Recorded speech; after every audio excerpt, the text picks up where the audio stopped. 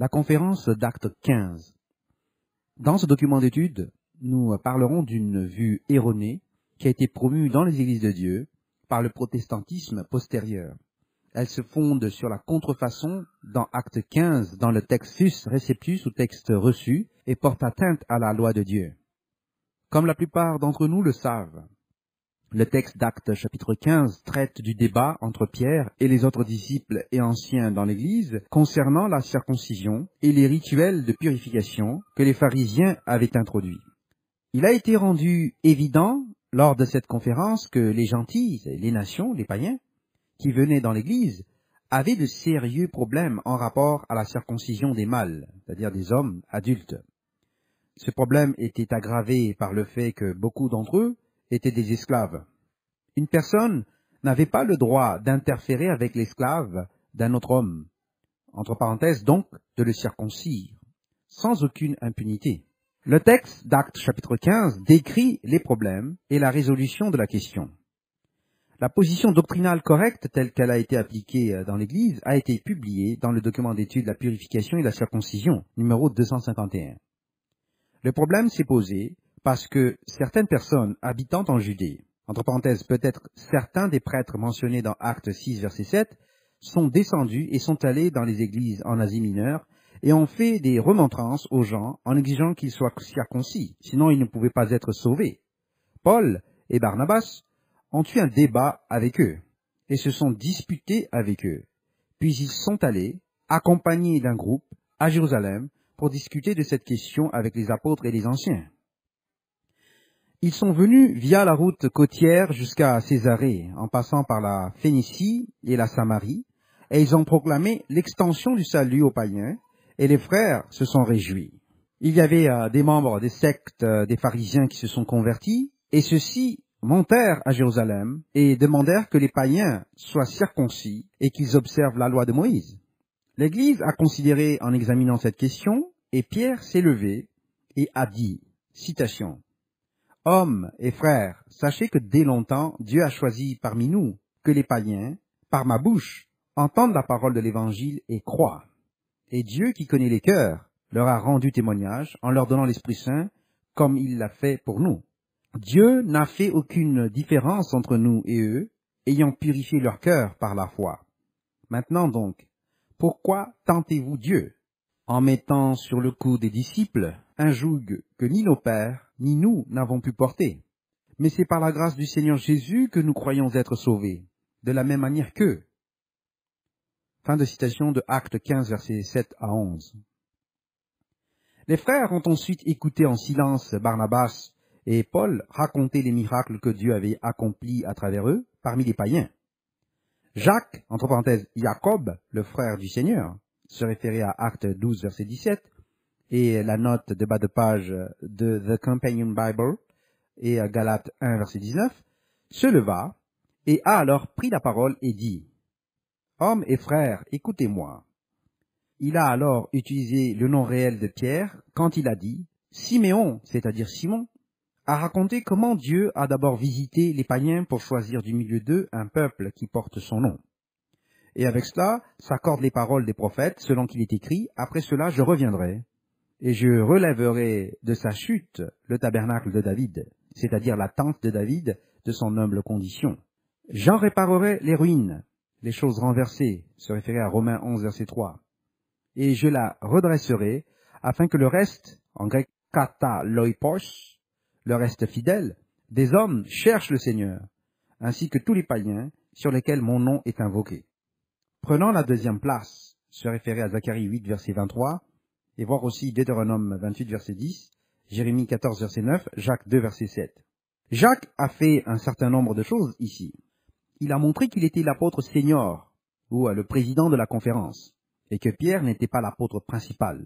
Paul a aussi montré ici qu'il faisait partie d'eux et était soumis à la direction du conseil des apôtres et des anciens de l'Église, qui était sous la présidence de Jacques. Un fait qu'il a aussi reconnu, tout comme Pierre. Jacques montre également que le temple devait être détruit, car cette conférence a eu lieu à Jérusalem alors que le temple était encore debout. La foi et le salut étaient donc destinés à être étendus aux païens, qui allaient également composer le tabernacle de David. Cet édifice précédait le temple de Salomon et s'étendait de toute évidence au-delà de la structure physique. Jacques a montré ici que la prophétie s'étendait à toutes les nations et que les gens à qui le salut de Dieu s'étendrait seraient le reste fidèle. Ainsi, il doit y avoir un reste fidèle de l'humanité à travers la tribulation.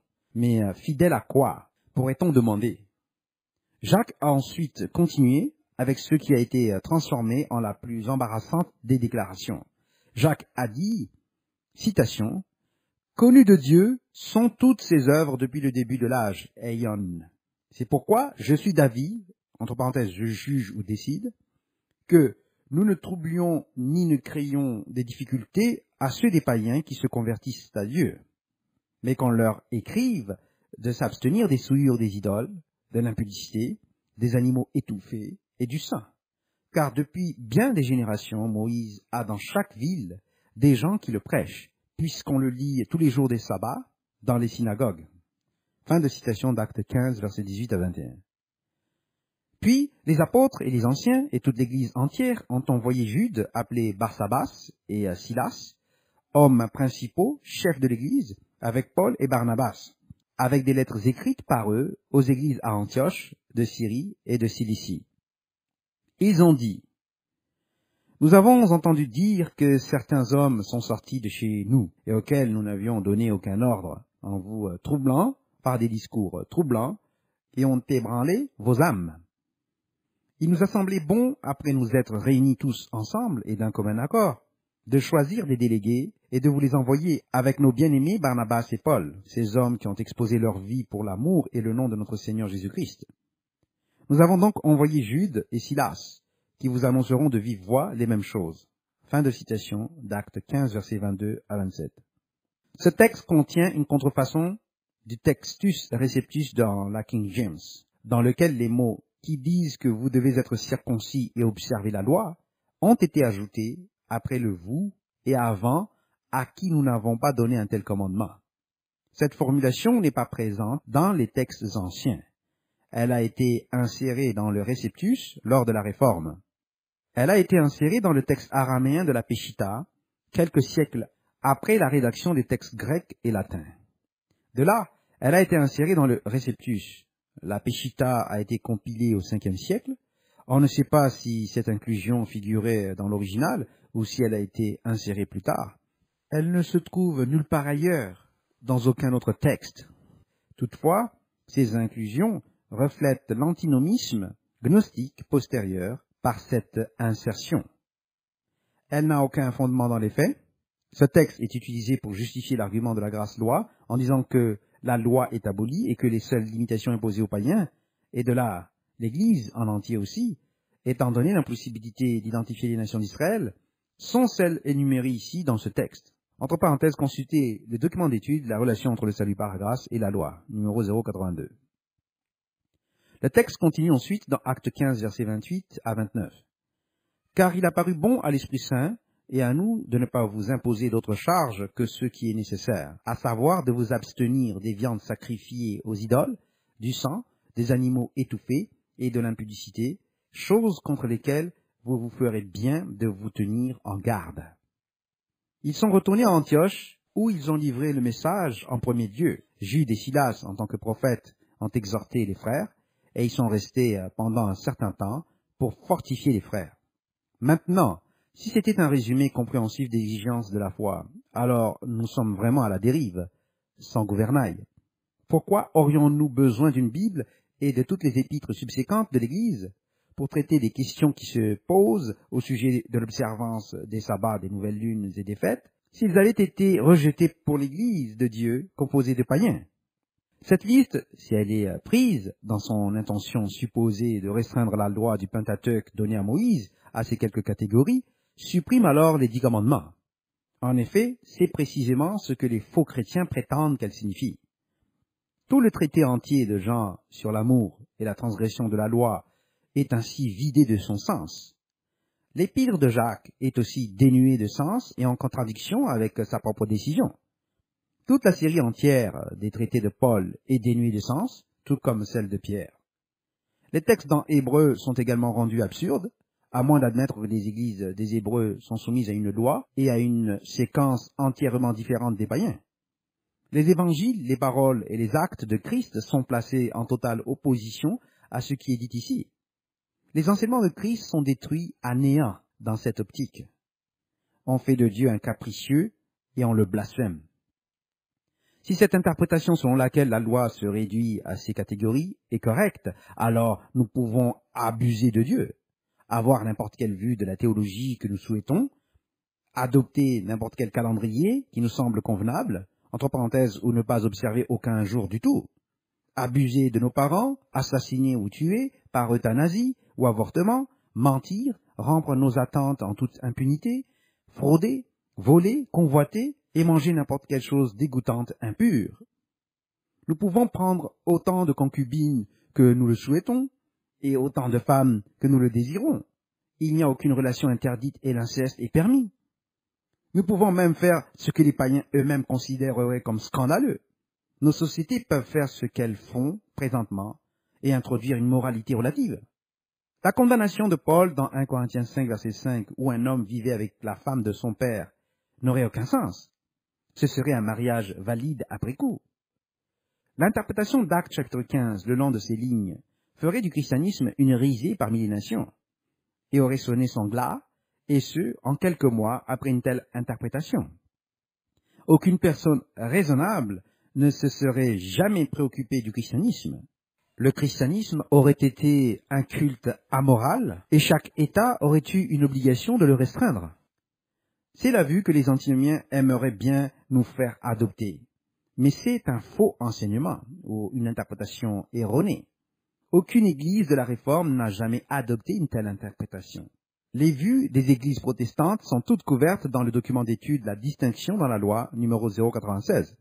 La distinction est faite entre la loi sacrificielle et les lois de Dieu, telles qu'elles sont exprimées dans les commandements. Le problème ici concernait l'approche face aux aliments et à la législation introduite par les pharisiens concernant les manipulations et les purifications que les païens ne pouvaient jamais observer, et ce à cause de leur environnement. Les esclaves étaient tenus en mariage, et dans de nombreux cas, ils étaient sous un joug étranger. Le concubinage était endémique. C'est ce qui a été signifié ici, dans une société qui était très différente de la nôtre. Jacques dit d'être des hommes qui mettent en pratique la parole et non seulement des auditeurs, appelant la loi parfaite de liberté, voir Jacques 1, verset 25.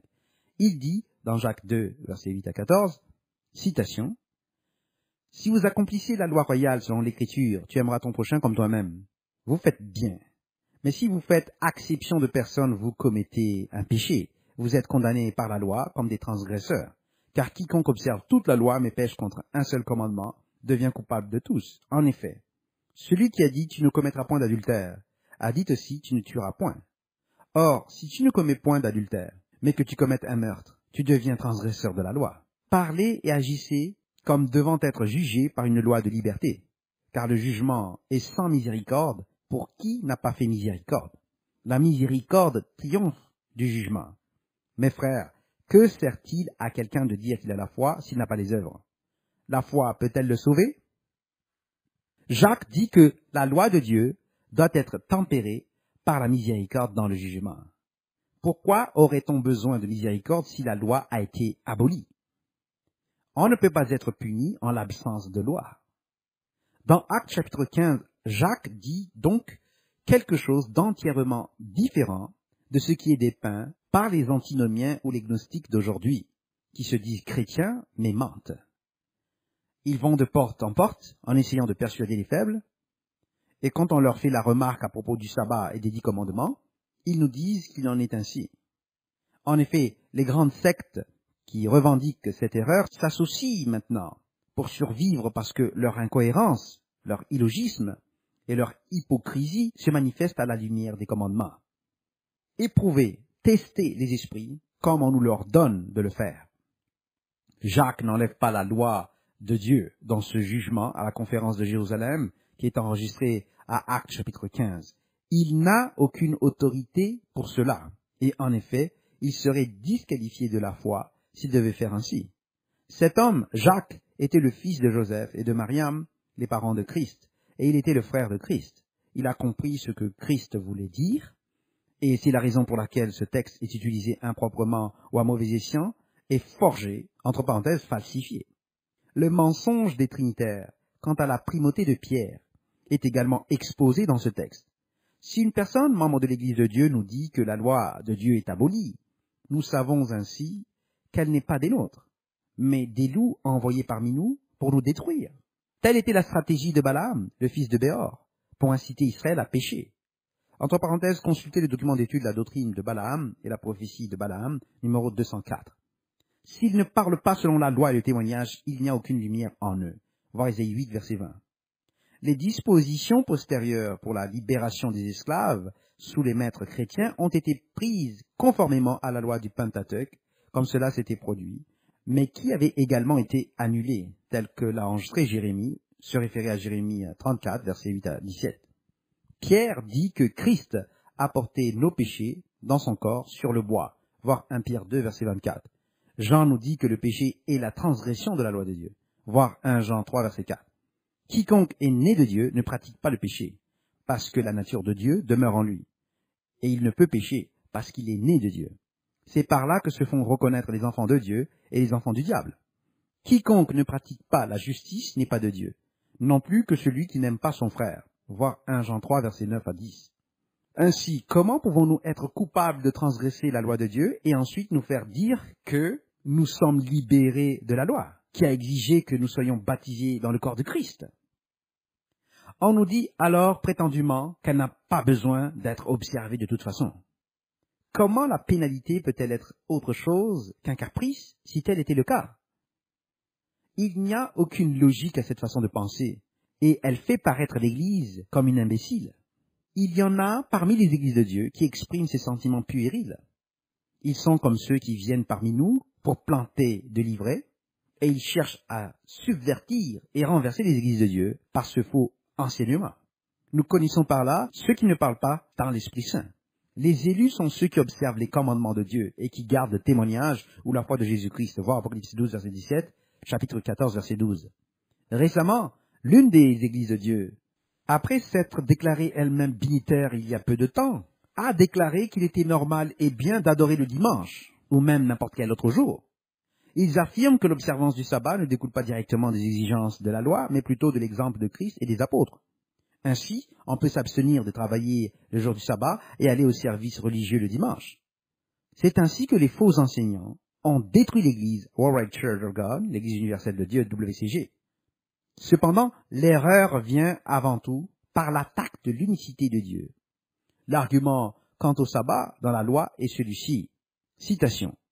Puisque Dieu n'a commandé aucune assemblée ou culte en observant le sabbat, comment pouvons-nous réprimander la personne qui se repose le 7e jour? Entre parenthèses, selon Exode 20, versets 8 à 11, et rend aussi un culte à d'autres moments. Notre modèle d'adoration, le jour du sabbat, vient plus de l'exemple de Christ. Entre parenthèses, voir Luc 4, verset 16, que de la loi. Fin de citation du magazine Bible Advocate, septembre 2004, page 17. Eh bien, vient-il de la loi ou non? Christ a-t-il obéi à la loi ou non à la loi?